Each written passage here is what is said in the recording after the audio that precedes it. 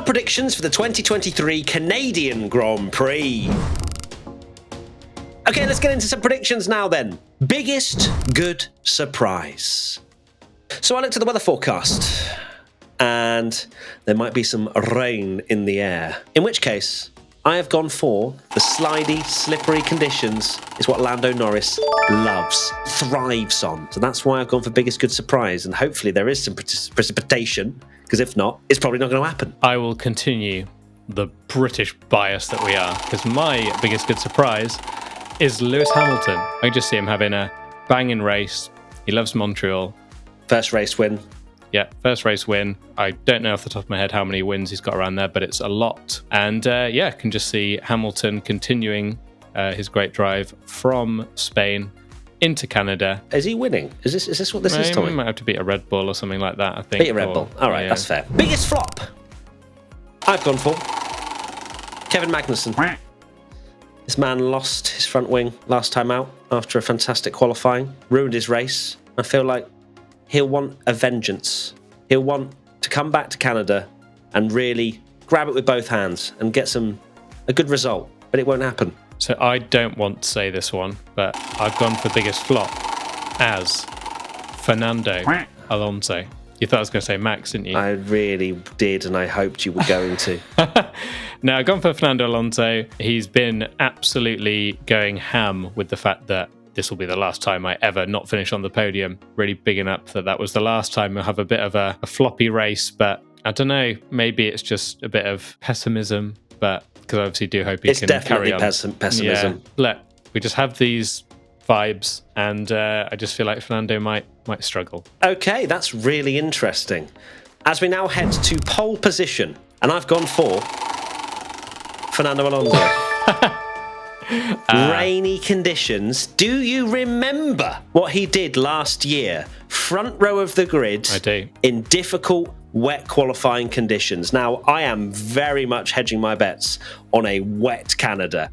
But look, when has the weather ever lied on a Tuesday as we're recording this? All the time. However, Fernando, you cannot deny last year's qualifying around here for Fernando was the best of anyone the entire year. To stick that Alpine on the front row of the grid, unbelievable. And imagine if he does, that would be unbelievable. And you're not going to be here for the watch along. So, pole position, I have gone for a big shock and gone for Max Verstappen.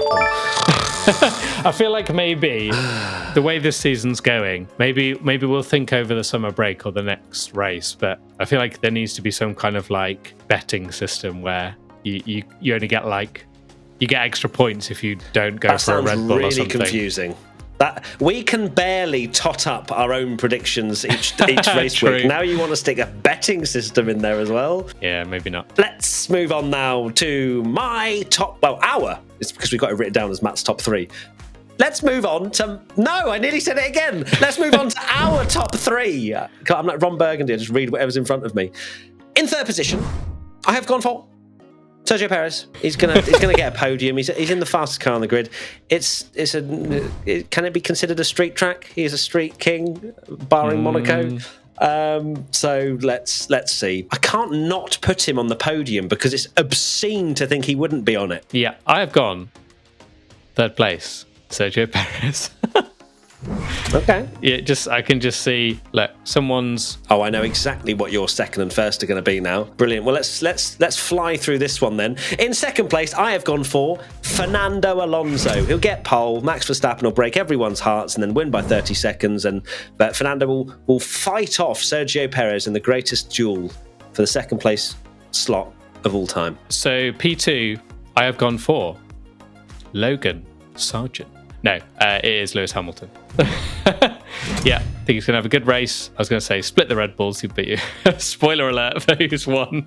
You'll never guess. I feel like Hamilton's going to have a good old race. A good old race. Good old race. And in first position, I have gone for, no surprises here, Max Verstappen. Max Verstappen, he's Thanos.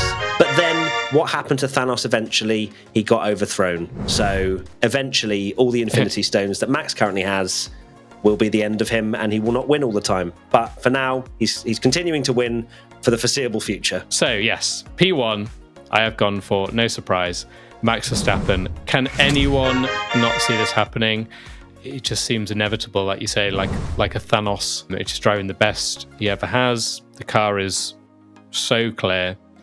He's driving amazingly well. I don't know what anyone can do to beat him. We need some rain. We need a lot of rain, or Monaco. Finally, one crazy prediction. I've gone for there will be at least 4 DNFs.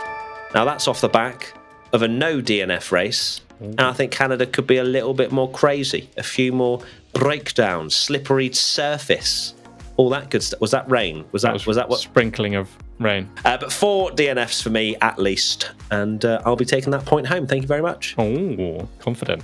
My one crazy prediction, and this one I need to rely on fans either tweeting us. No.